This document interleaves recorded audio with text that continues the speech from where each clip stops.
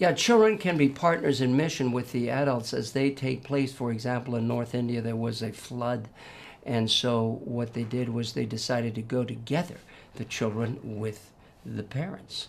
And they went to this village with the victims of the flood. Many of them were out of their homes and they were suffering. And those children were there, and they were there to assist in practical ways, to bring food, to pray for these. And so that was an example of how they can do this partnership and mission together generationally that had a great impact in North India, in the area of West Bengal, in that province, that state of West Bengal. So I think that there are different ways where children can become involved in a transgenerational way.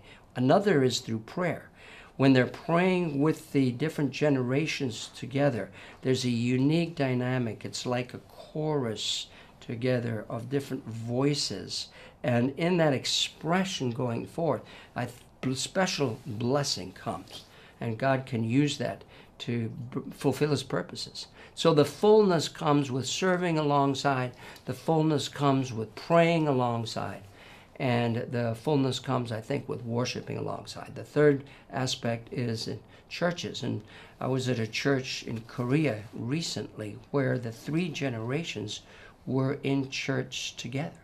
And so they also participated. It was one generation was up on stage singing, but there was another generation that was also on the platform leading, singing. So you had 2 generations at the same time that were ministering in worship, and the others were participating and sensing ownership because they were all involved in also the leading of the worship.